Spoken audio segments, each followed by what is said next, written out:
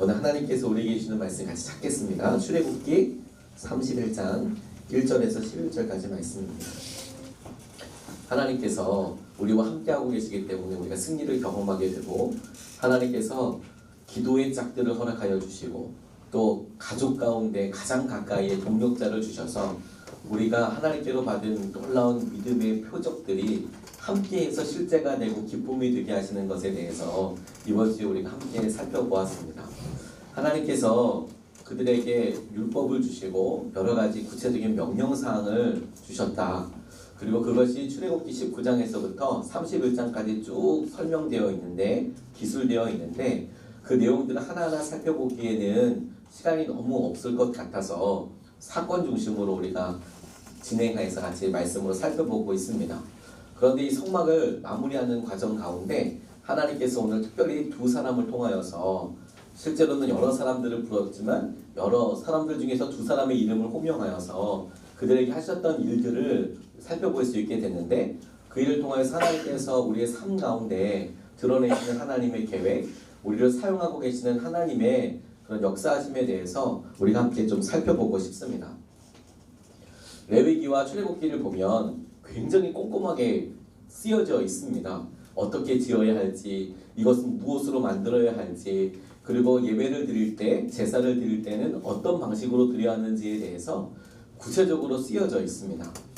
이것을 딱 재능 있는 사람들이 그림 한 장으로 그릴 수도 있을 것 같고, 그리고 어떤 큐시트 같은 것으로 이렇습니다 라고 표현하면 좋을 것 같은데, 이것을 말로서 기술하다 보니까 이렇게 꼼꼼하고 자세히 쓰게 된 것이겠죠. 그래서 가끔가다 레위기나 출애굽기 읽다 보면, 와, 이거 재능 있는 사람이 보면 머릿속에 딱 그려질 텐데, 저같이 처음 보는 사람들이 보면 이게 지금 어떻게 그려지는 것이지, 그리고 빈종이 가지고 그려보기도 하고 한참 생각해야 이것이 정말 그렇구나, 이런 모습이겠구나 라고 떠올려지게 되는 경우도 있더라고요. 그래서 제가 막상 말씀 읽어보니까 진짜 부살레 같은 사람이 이거 보면 안목과 기술과 재능이 있는 사람들을 보면 한눈에 딱 들어올 텐데, 재능 있는 사람들이 정말 부럽더라고요. 근데 하나님께서 당신의 일을 하시는데 바로 그렇게 안목과 특별한 손기술이 있는 사람들을 쓰시고 계시는 것에 대해서 첫 번째로 말씀하신다는 것을 주목하게 되었습니다. 하나님께서 특별한 재능을 우리에게 주셨고, 그 재능이 있다면 하나님께서 우리를 사명의 자리로 부르신 것이다 라는 것이 하나님께서 주목하게 하신 그런 내용이었습니다. 오늘 본문 1절에서 4절 말씀에 보면, 여호와께서 모세에게 말씀하여 이르시되 내가 유다지파 훌의 손자요 우리의 아들인 부살레를 지명하여 부르고 하나님의 영을 그에게 충만하게 하여 지혜와 총명과 지식과 여러 가지 재주로 정교한 일을 연구하게 하였다라고 말씀하고 계십니다. 하나님께서 성막의 일을 말씀하시며 이야기하시는데, 그 일을 실제로 이룰 수 있는 사람, 그 사람이 부살렐이라고 지명하여서 부르고 계셨다, 이렇게 말씀하고 계시는 것이죠. 하나님께서 말씀하시는 일에 누구나 다 할 수 있는 것은 아닌 일도 있더라고요. 특별하게 재능이 있는 사람이, 달란트 있는 사람이 할 수 있는 일도 있는 것을 보게 됩니다. 실제로 그런 일들이 너무너무 많죠. 그런데 하나님께서 그를 이야기하실 때 그가 할 수 있는 총명과 그 일을 이룰 수 있는 재능과 능력이 하나님의 영으로 충만하여서 그렇게 되게 하신다라고 표현하고 계시는 겁니다. 그에게 주셨던 여러 재능이 그가 그 일을 할 수 있게 하신 그런 뜻이 하나님의 영으로 충만하기 때문이다, 이렇게 이야기하고 계시는 것이죠. 제가 일본에 방문했을 때 그곳에 요한 동경교회라는 교회를 방문하게 됐었습니다. 그 교회에 대해서 여러 아픈 이야기도 있지만 제가 그곳에서 평신도 분들이 하시는 일을 보고 참 깊은 인상을 받았던 적이 있었습니다. 일본의 코스타가 유학생들이 이렇게 모여서 함께하는 집회가 있는데, 일본에는 교회가 큰 교회가 없다 보니까 몇백 명이 모여서 수련회를 할 수 있는 장소 자체가 없는 겁니다. 사회적인 인프라 자체가 없게 되니까 일본에서 유학생들이 1년에 한 번씩 모여서 수련회를 할 때에는 큰 스키장을 빌려서 텐트를 크게 쳐서 700명이든 1000명이든 들어가는 텐트를 쳐서 이렇게 하는 겁니다. 그런데 그 일을 할 수 있는 사람이 아무도 없으니까 청년들이, 힘을 쓰는 청년들이 실제로 가서 텐트를 며칠 전에 가서 치고 준비하고 배수로를 파고 이런 일들을 매년마다 하게 되는 것이죠. 실제로 한 3박 4일 동안 진행되는 코스타 집회보다 그 코스타를 위해서 준비하는 한 3, 4일이 더 힘들고 더 아주 그냥 뭐 잠을 못 자게 되는 그런 일들이 있는 것이죠. 보면 텐트지만 실제로 그 텐트를 치려고 보면 이건 뭐 그냥 말로 세워지는 게 아니니까요. 그걸 또 홈으로서 다 정리해서 갖고 와야 하니까. 그런데 그 일에 헌신된 한 청년이 그 일을 매번마다 탁월하게 하기 위해서 머리를 쓰고, 그리고 어차피 텐트도 주문 제작해야 하니까 한번 바꿔보고 텐트를 크게 지어야 될 때마다 그 일에 대해서 연구하다 보니까 결국에 그것을 5년 하고 수년을 더 하다 보니까 일본에서 건축학 교수가 되어 있더라고. 텐트 치다가 건축학 교수가 된 분에 대해서 간증하는 이야기를 듣고 제가 진짜 깜짝 놀랐습니다. 하나님께서 우리에게 그 일을 할 수 있도록 재능을 주시고 관심을 갖게 하여 주시고 그 일이 실제로 되게 하시고, 근데 그런 일들은 하나님께서는 뭐라고 설명하고 계시냐면 하나님의 영으로 충만한 것이다 라고 설명하고 계시는 것이죠.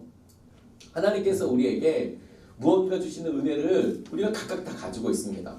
그런데 우리가 때로는 그 일을 하나님께서 주시는 영광과 계획대로 쓰지 못하는 경우도 있는 것 같습니다. 삼손의 경우가 대표적이겠지요.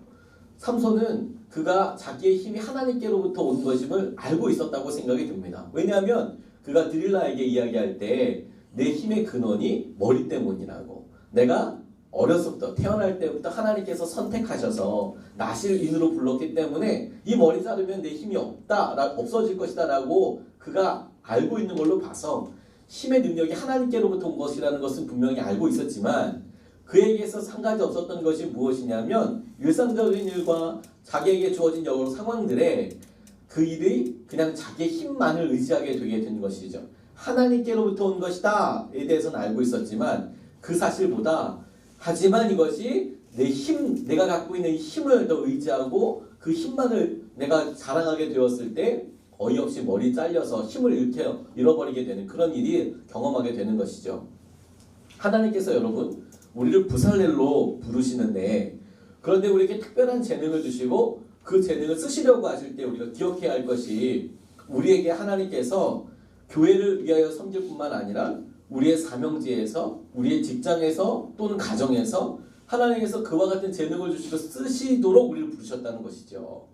그것을 우리 마음에 믿음의 고백으로 받을 때 하나님께서는 그와 같은 일들이 우리에게 일어나게 하시는 것입니다. 영국의 에드워드 모트라는 사람이 37살까지 그냥 캐비넷을 만드는 그런 목공이었습니다.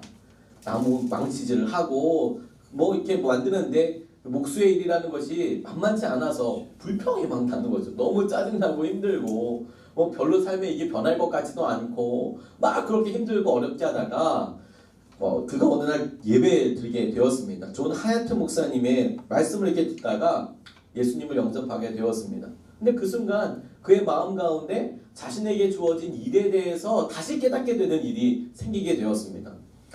그가 이제부터 망치로 계속 두들 때 망치 소리가 나는데 그 전까지만 해도 이거 힘들다, 이놈은 언제까지 해야 되나 이런 생각을 하고 있다가 하나님을 만나고 이 일이 하나님께로부터 온 것임을 내가 깨닫고, 하나님께서 내가 다른 사람들에게 없는 특별한 일을 망치질이라도 하게 하여 주셨다는 것을 깨닫고 나니까 이 망치질 소리가 음악 소리로 들리게 되더라는 거죠. 노래하는 것처럼 들리게 되더라는 거죠. 그리고 이 망치질에 생수가 흐르는 샘물이 되더라는 거죠. 계속 두드리고 하면서 이게 기쁨이 되고, 그래서 이것이 하나님 나라 소망을 전할 수 있는 통로도 될 수 있겠다.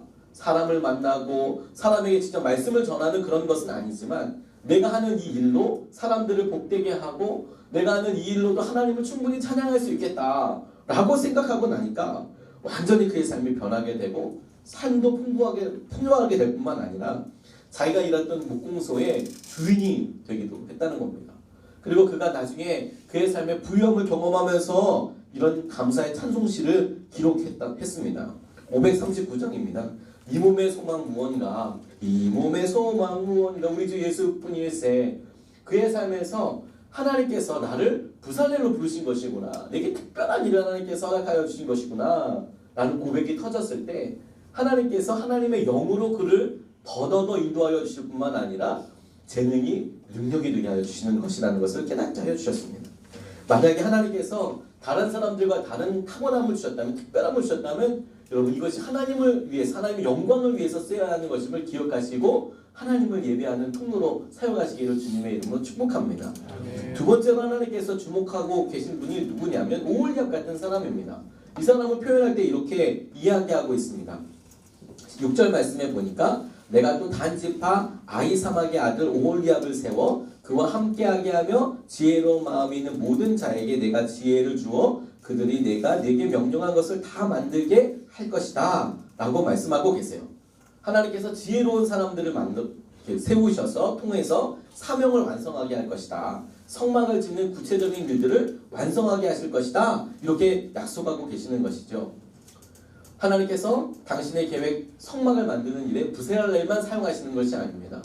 오홀리압을 사용하고 계시고 그리고 오홀리압과 같은 많은 마음의 지혜로 충만한 사람들을 들어 사용하고 계신다. 이게 정말 너무 감사하고 기뻤습니다. 왜냐하면 많은 사람들이 오홀리압 같은 사람들이 많거든요. 우리가 함께 일을 하다 보면 자신의 재능에 대해서 분명히 깨닫고 이것은 하나님께서 내게 주신 일입니다 라고 고백하는 사람들도 있지만 저는 딱히 잘하는 게 없어요. 저는 그냥 가만히 와서 자리를 차지하고 있고 나는 가만히 와서 하나님께서 행하시는 것들 그냥 이렇게 바라보고 있고 이런 것밖에 할 일이 없어요. 이렇게 이야기하는 사람들이 있더라고요. 그런데 그 일이 하나님께서는 전체적으로 이 일을 이루시기 위한 하나님의 계획이라고 함께하는 하나님의 놀라운 믿음의 패키지라고 말씀하고 계시는 거예요. 부사렐과 합력하여서 하나님의 일을 이루게 하시는 거거든요. 오늘 오홀리압과 지혜로운 사람이라고 이야기할 때 하나님께서 그 지혜로운 마음을 이야기할 때 그 지혜롭다는 것을 히브리 단어로 찾아보니까 하캄이라는 단어를 사용하더라고요. 이게 무슨 뜻이냐면 지혜로운, 숙련된, 경험이 많은 이라는 뜻입니다.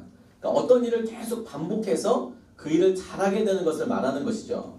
그 일을 내가 계속 했더니 실제로 그 일을 잘하게 되고 그 일이 숙련되어서 다른 사람들이 하는 것보다도 반복하다 보니까 잘하게 되는 일이죠. 이건 특별한 재능보다도 성실함과 반복적인 순종이 내게 능력이 되는 경우를 말하는 겁니다.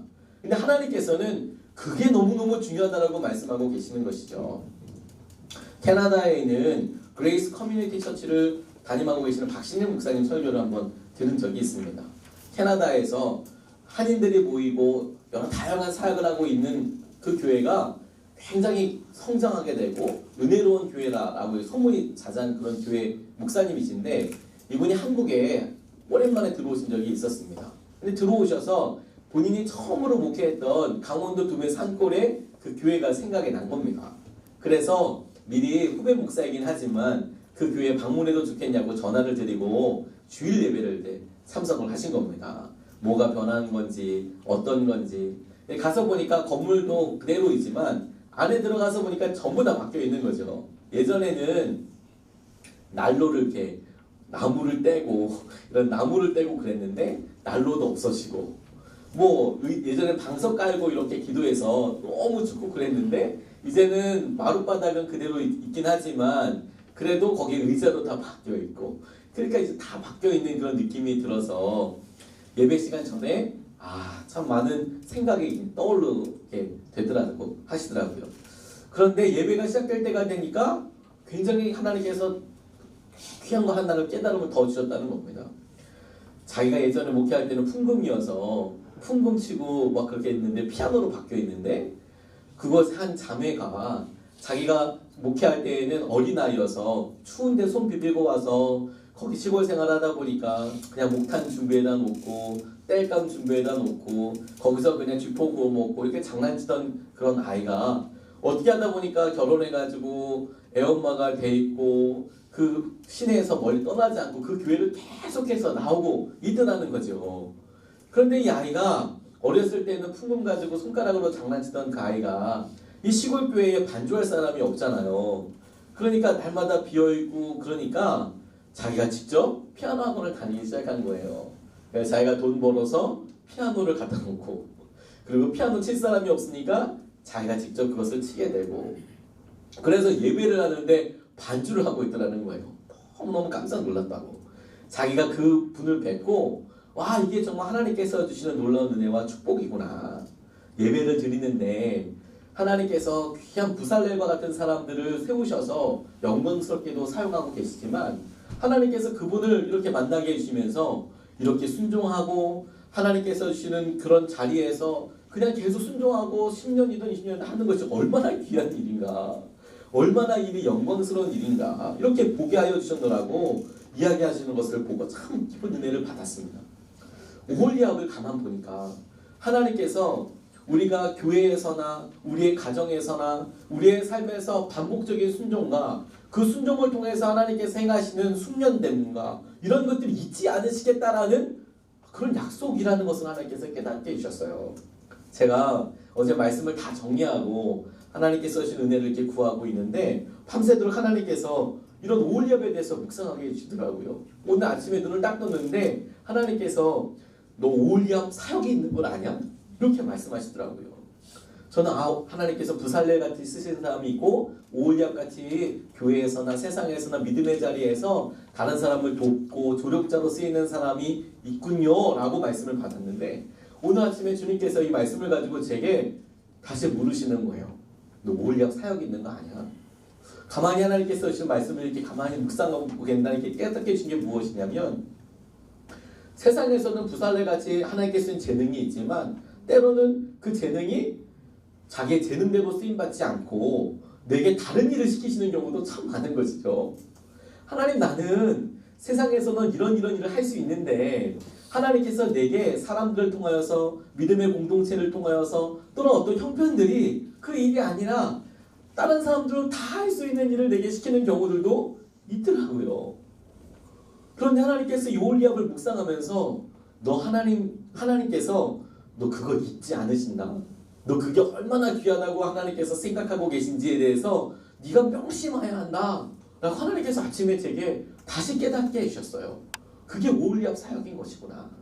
하나님께서 우리를 직장에서나 가정에서나 우리가 만나는 세상의 자리에서 믿음으로 온전히 승리하기 위해서 재능도 주셨고 때로는 우리를 오홀리압처럼 사람을 돕는 사람으로 사용하시더라도 하나님은 우리를 잊지 않으시고 우리의 삶 가운데 놀라운 열매를 부르시는 것이구나.